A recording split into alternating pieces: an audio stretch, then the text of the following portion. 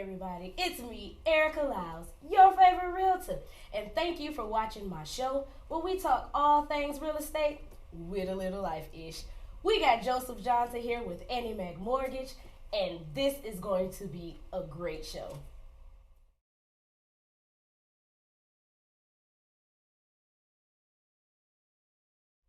Again, thank you for coming to the show. Of course. And we just gonna dive right into Let's do it. because we got to get their attention. Because we ain't trying to get them to scroll. Right. So the first question is Uh-huh. the big one. What's the perfect credit score, man? What's the perfect credit score? I'll be honest, I get that question probably almost every day. Anytime I'm doing any type of podcasts or interviews or anything like that, people want to know what that perfect credit score is. And I tell people, it kind of varies. It kind of varies on your end goal. Mm-hmm. But I would personally say a good credit score would be 640 or better. And the reason I say 640 is because that opens up to doors to, first-time buyer assistance if you're a first-time buyer. Those programs kind of help you with your down payment and closing costs. We can go down to a 580, but I tell people you don't want to purchase a home with a 580 credit score. Because I was going to say that. What about the ones that say, we can get you in a home with a 528? Yeah, right. Which is true. There are programs out there that'll let you get in with a low credit score, but keep in mind, you're going to need a lot of money out of pocket. Right. You're going to have, closing costs is going to be expensive. Your interest rate is going to be pretty high. And I just wouldn't advise it. Your mortgage payment is going to be pretty tough, With the low credit score. Yeah, with a really low credit score. So I would aim for that 640 or better. That's just my personal opinion. Okay. But that's what I would, professional. That would be my recommendation. The 640. The 640 or better. All right. So what about, because I always tell my clients, yes, a good credit score is perfect to have, but it's not all based on credit score, right? Right. So you got debt to income ratio. Talk a little bit about that. Yeah, so, you're correct. It's a lot of things other than your credit score that matters. Job history, your debt to income ratio, what your debts look like, how much income that you bring in, how much money you have saved up. All of that, we look at the whole picture when it comes to doing your mortgage application. So credit is just one piece. But we have to put the other pieces to the puzzle to get that pre-approval. Listen, everybody's like, I got to get the perfect credit score. Right. Like, okay, credit score is good. Yeah. But it's a little bit more to the credit score. Exactly. It's a lot more to it. All right. So what about the person that comes to you and they have the perfect credit score, they have a low debt to income ratio, but they ain't got no money in the bank. They don't have no money. So I tell people the good thing about that, you don't have to check all the boxes. Okay. As long as you come with a few, we can fill in the blanks. Okay. So for that exact example, if someone has a high credit score, low debt to income ratio, but no money in the bank, they can utilize those first time buyer assistance, those grant programs, because they meet the qualifications for that. So we can, those programs will give you money for your down payment and your closing costs.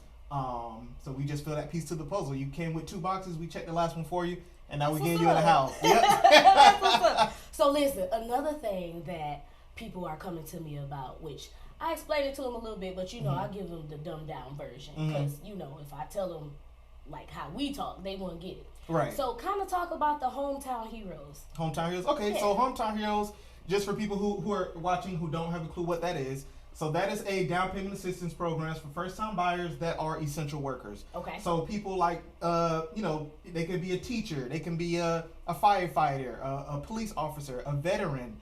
They can be a pharmacist. The list goes on and on. Everybody but realtors and people that work at Walmart. Pretty much. Yeah, pretty much. So it's a giant list, and for those people, what they call our heroes, they get a little bit more money when it comes to down payment assistance. Your standard program might give $10,000, where Hometown Heroes can give you up to $25,000, and that can cover all of your down payment, all of your closing costs. And it's a great product if you meet the guidelines as far as debt to income ratio, credit score, and if you're considered an essential worker from that list. Now, can you use the Hometown Hero with other programs as well? It depends on the guidelines of that other program. Okay. But I have seen instances where it is paired together. But chances are, if you're using Hometown Heroes, if you're playing your cards right and we structured the deal correctly, that's all you're gonna need. You won't have to, use 2 programs at once. With little out-of-pocket costs. Yeah, very little out-of-pocket costs. Yep. Okay. Mm-hmm. So another thing, because I'm gonna keep going Hey, right let's go. on. Let's go. So what about, because we are in the seller's market right now. Right. This market is crazy. Right. And the reason I know that It's because it is not enough properties for Yeah. these buyers out here right now. So what about the person that's considering selling their property, but don't want to go through the hassle of, well, if I sell, I gotta time it perfect so Right. that I can sell and get into my Yeah, house. that contingency period. That's Right, what makes right. it tricky. But see, you my friend, You know, you got something got a little special. something under my sleeve. So she's referring to what my company offers. It's a program called Buy Now, Sell Later, where essentially we will purchase the home that you're interested in getting in. You guys move into that property, and then you can sell your home on the back end. Your real estate agent can take care of that sale on the back end. Okay. That way you can have all the open houses you want. You can stage the property if need be. But you know, we get that home for you that you want to move into, so you're not contingent on your home selling to get a new property. And a lot of people don't know that. They don't. But you know, me being your favorite realtor, right. I get the back tea. You know, it ain't what you know, it's who you know. Remember that. That is true. All right. That is true. So, one thing, you and I, as entrepreneurs and as people that's helping people get into homes, right? Let's talk about like the pros and cons of that. So, what would be the pros of being a loan officer To be in a or loan. a Okay. mortgage? The pros, at least from what I get from it, I enjoy helping people. Okay. You know, real estate, that's buying a home is going to be one of the biggest purchases anyone is ever going to make. So for me, being a part of that process is just life changing. It's something that I enjoy. Whenever I see them at the closing table, they're signing, they're smiling, taking Yeah. photos. It's just a great feeling all together. So for me, I personally enjoy that. And just being there for guidance, being an educator. I love educating. I love answering questions because a lot of people don't teach about home ownership. They don't. This is nothing, you don't learn this in college. You don't learn this in high school. So being a person that someone can pick up and call and be like, hey, what is a mortgage or what is a down payment? You know, delivering that What's is... a good credit score? Exactly, what's a good credit score? So being that I have the answers to those questions, that, you know, I enjoy that as well. And then, of course, we're going to keep it real. Working in real estate comes with the compensation as well. It's good money, right? So I can't even lie about that. So those are some of the pros of, you know, being in this industry for sure. Okay, and now let's talk about them cons, Them cons, baby. hey, it's a lot of cons. It is. It's a lot of cons. The So first one I can say is the people that don't listen. yeah, people are hard-headed. You have to have patience working in this industry because you work with 1,000 different personalities. Each transaction that you do is, you know, it's a different person, and you never know how that's gonna go. So being patient is key. And you know, being a go-getter. I mean, you have to grind. We don't get a W-2. We don't get a paycheck every 2 weeks. Absolutely This is, not. you know, 100% commission-based business. So you have to be a hustler. So, you know, if you don't hustle, you don't eat that month. You know what I'm Right. saying? So, So what I noticed too was, like you said, if we don't hustle, we don't eat. right. But people confuse the hustle with us being pushy. So like we trying to educate you and Right. trying to put you on, right? Right. But you think I'm trying to hustle you Right. to get you to sell a property so that I can get a commission. Right. When it's like it's about me, but it really ain't It's about not, yeah, me. because that's You know not what our I'm end goal. saying? People have to understand we have their best interests at heart. Always. That's it. You know, we want you to make a successful sale, or we want you to buy the right property. We're not being pushy. We just know this. This is what we do 24 hours, 7 days a week. So that's just us giving our a professional advice or a professional opinion on something. It's not, you know, it's not to be salesy. It's just us looking out. That's all Right. that it is. So would you say, like, do you feel like when you're talking to people, because one, we answer the same questions Right. all the time, Yeah. right?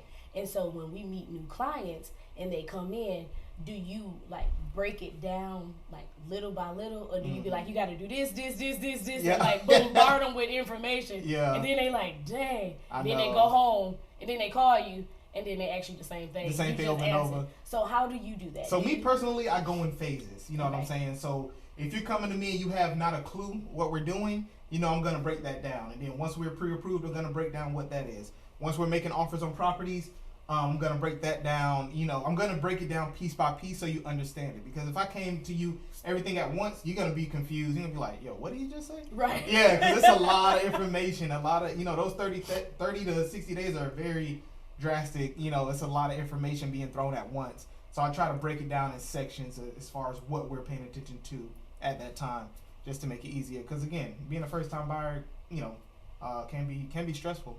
Speaking of first time buyer, how many times can you be a first time buyer?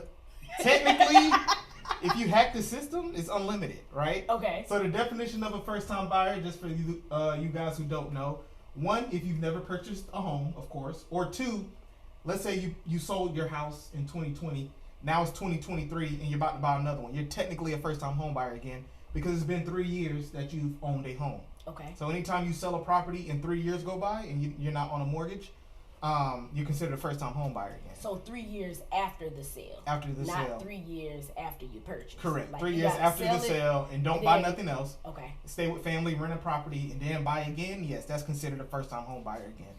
So you can actually like start your whole investment portfolio Technically. every 6 years, kind of. In a way, yes. And utilize all the programs. Right. Okay, see now you all If you play cards right, yeah. If you play cards right, for sure. Okay. So the next one, this gonna be a big one. Okay. I'm gonna see what you gonna say because Okay. I know what I'm gonna say. So throughout this whole process, right? Uh-huh. Who would you say to call first, your realtor or a lender? I'm gonna be honest. I'm gonna say call your lender first because at the end of the day, No. You would tell them to call their realtor first, and then the realtor can get them connected to you because the realtor have the relationship. Okay, with the lender. right. Because yes, you're right. Because if you call a random lender, you're not gonna know. Because most people don't know what a loan officer is, to be honest. And their first thing they're gonna do is Google Rocket Mortgage, or they're gonna find some random Joe Schmo online. Whereas if you do connect with a real estate agent, they've worked with professionals, so they know who to recommend you to. So you got a point. But don't say what you was gonna say though. But I was gonna say a lender just because you need to see us first, not to waste your agent's time. Because some people do that also.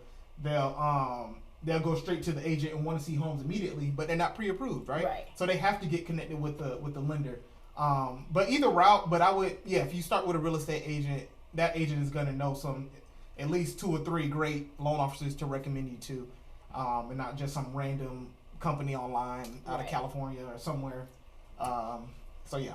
So I know you with Annie Mac. Yeah. And you're local. Yeah. So what's the advantages of working with a local lender versus working with like Rocket Mortgage or just Googling a lender and getting pre-approved from the lender? Some of the pros of working with a local lender is, one, sometimes your offer can get accepted sooner than, when that seller sees these 2 pre-approvals, they see one loan officer is here in town, which they know, they can speak highly of, or someone again, like Rocket Mortgage, you don't know. Again, that's just some random loan officer in a call center or something like that. Your local loan officers are going to know the market. They're going to know the area. They're going to know the numbers a little bit better.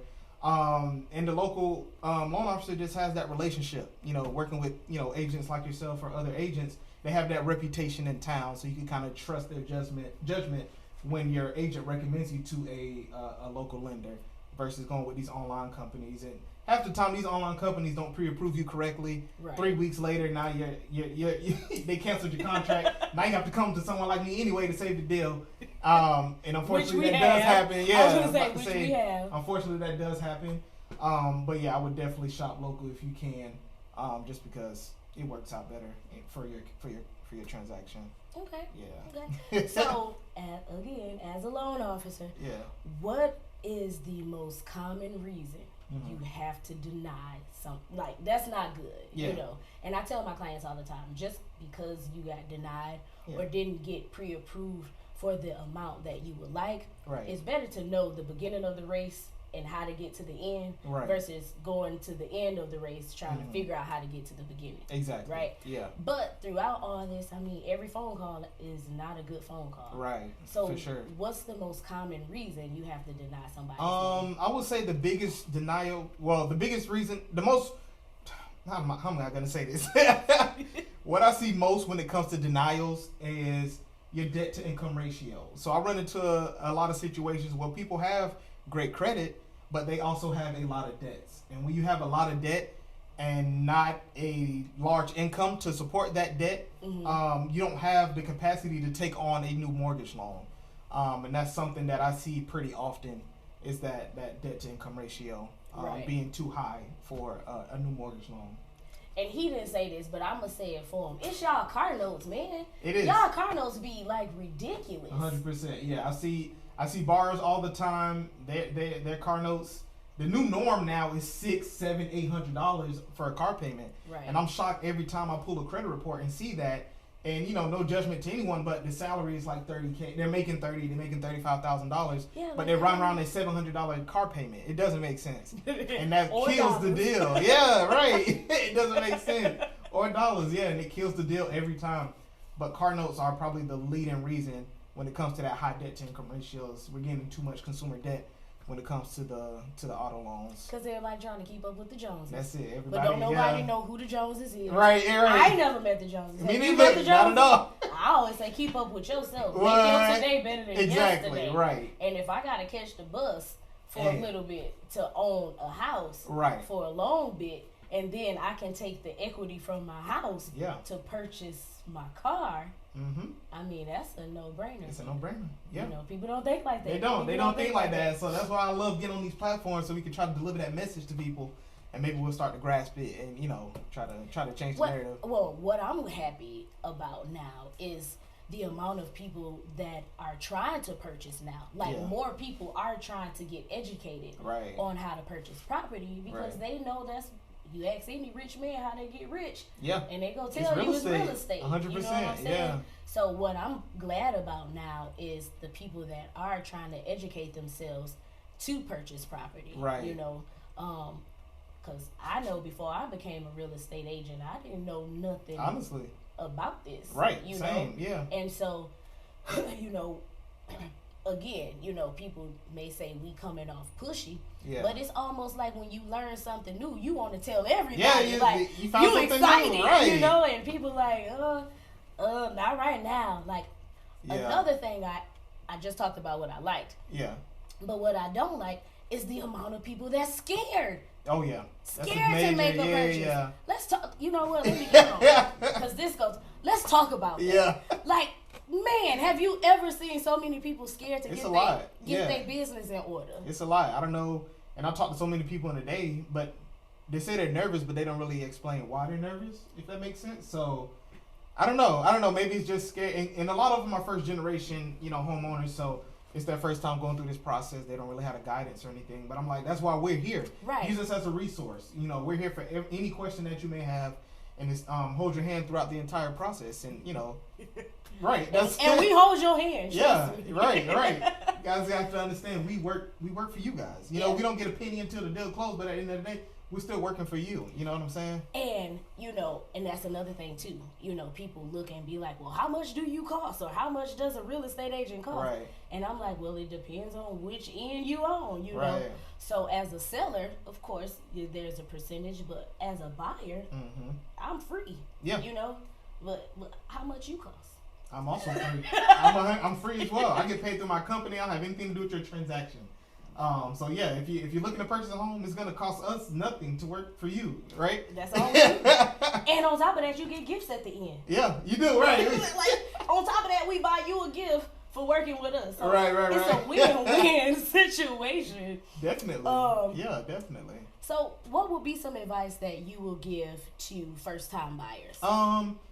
If you're thinking about it, just start the process, right? So connect with someone like myself, connect with someone like Erica, and just hop on the phone call and have that conversation. That's gonna be the very first step, and we can answer any concerns that you may have, and then we'll take it from there. But I'll say just dive in. Don't be scared. Yeah. Take that jump. Take that leap of faith. You want to put your toe in the water. Right. It's best when you just jump on in and get Exactly. your body used to it, right? Exactly, When you're trying to ease into the pool, of course it's cold. 100%. So that would be my best advice is just get on the call with one of us and we can answer any questions that anyone may have. Again, we work for you and we're here for you at the end of the day. So say we go through this whole process, right? Yeah. And I get approved. So I'm not a realtor. I'm a client. I'm your client, as a matter of fact. And then I get approved for a property. Well, this is a twofer here. Okay. One, what's a good pre-approval amount? Honestly, it depends on your local market. So in Tallahassee, 200,000, 250,000, 300K can get you a very nice, townhouse. Town. Because But that's what you go. That's true. But it's to get your foot in the door. Where if you go to California, $300,000 is not going to get you a cardboard box. It's not. Right. So it depends on your local market, right? So yeah, 250 plus 300K is a good start for us locally, but it does depend on your market because 300K might be a lot in places like Alabama. You could get a nice big house in Alabama for 300K. Well, I remember when I first started, 175. Yeah. Was here in Tallahassee. Right, that was a good amount. Price. Right. But since COVID, yeah, those rates and those everything, rates inflation and yeah, went up. Property values went up. Yeah, So then my next question would be like, so I found it, we put in an offer. How soon can you get me closed? Like I'm ready to get my keys tomorrow. I feel you. So on average, once you go under contract for your property, on average is 30 days. Now, in some cases, if we're feeling generous, we can close it a little bit sooner. But it is multiple parties involved with the transaction, not just your real estate agent, not just your lender like myself. You have a title company, you have appraisers. There's a lot of people involved in this transaction. So it is a lot of moving pieces in the background that you probably won't even know about that's going on. Not if you're a realtor like me, because right. I'm going to hide it from you. Right. But on average, 30 days. We want to close you in 30 days or less. Anything over, that means we ran into some issues or whatever, which does happen. You know, I don't want people to think, you know, if it goes over that it's the end of the world. That's completely normal. But 30 days or less is what we aim to shoot for. What's some hiccups you can have throughout the process? You can have hiccups as far as the home inspection could not have gone well, so the seller needs to make some repairs. The appraisal came back bad. Now, you know, we need to reassess or, you know, renegotiate because the appraisal came back lower. Title docs were not in yet. What I see the most, we're waiting on documents from you, the client. That's what I was waiting on you. Right. We asked you 20 times for the same document, and it's been a week. So when we have to push back the closing date, 9 times out of 10 is because of the client not getting us what I need. But those are some of the things that we run into. Side note, when you're getting pre-approved, take all your documents, save them to your computer. Right. I don't know how old you are. Save them on the floppy disk. Is that what they used to call it? No. Yeah, I guess USB on the floppy disk. Yeah, because I might be talking to somebody older watching the show. So save it to your floppy disk. Save it to the USB. Put it in a file in your computer. Yeah. Keep all your paperwork together. Because no disrespect to Joe, the lender here, and any other lender, but they going to ask you for the same thing 2 or 3 times. And it's probably not his fault that he didn't save it on his computer to get it to where it needs to go. Hey. It's probably not his fault. We ain't going to just save Just have it ready for it. Yeah, pretty much. Pretty much. Good point. Because there's so many people in and out that file in a day. That's what I'm saying. Hey, Joe, I need another W-2. You sent it 3 weeks ago, but I need it again. So... You know what? Speaking of, what is it they need to save? So what you gonna ask for in the beginning process? So in the very beginning, as far as getting a pre-approval, the basics will be, of course, your driver's license, most recent pay stubs, a couple months of bank statements. Mm-hmm. We need a couple years of W-2s and tax returns. And not always the case for tax returns, but those are the basics that we would need to give you a nice, solid pre-approval. Because you know I'm going to say something because it happens to me all the time. What's that? I thought my W-2 and my tax return was the same thing. I get that so much. And they're not. I'm sorry, you guys. I'm not. They're not. W-2 is what you get from your employer to file your taxes. Your tax return is what you send to the IRS. So it is a big difference. I know a lot of people don't quite understand that. But that is a conversation I have pretty often too. I'm like, no, this is your W-2. I need your tax return, or vice versa. Right. But those are some of the documents that we would need in order to get your approval. Because you know that'd be funny. Yeah, it do. I get it pretty often. So do I. So do I. Which is why I send them your video. Oh, true. You explain it. True. From your TikTok. Right. Yes. Okay, so check this out. We talked about a person that is employed. Yeah. But what if you're self-employed? So if you're self-employed, like a self-employed, like an entrepreneur, like us, same documents apply except for the pay stubs and W-2. We're gonna go solely off your tax returns. So normally for a self-employed borrower, we need 2 years of filed tax returns to count that as income. Because we're gonna get an average between those 2 years. Because like us, our income changes every month. It can be big, it can be small. And for it to be consistent, we're gonna do a 2-year average. So same documents apply. Excluding the W-2s and pay stubs, we're just going to solely use your tax returns. And on that note, when you file your taxes, just file them right. Because when you try to get all them losses, you go lose in the end. Because you go gain on the IRS end, but you go lose the property that you was trying to get. So make sure you be as honest as Don't possible. go crazy on write-offs. That's what I tell my self-employed borrowers. I know we try to avoid Uncle Sam, but when it comes to getting a mortgage, don't go crazy on the write-offs because it's going to bite you on the butt on the finance side. It always do. Yeah. And then you come to us and be like, well, I don't know what happened because my credit score good. And I'm like, I'll show you. Look at this bottom line number. You negative $10,000. on your debt to end. yeah, right. So I'm like, you can't count anything. All right, so that's all the questions I have as far as the loan process. Mm-hmm. Now we about to get into life-ish.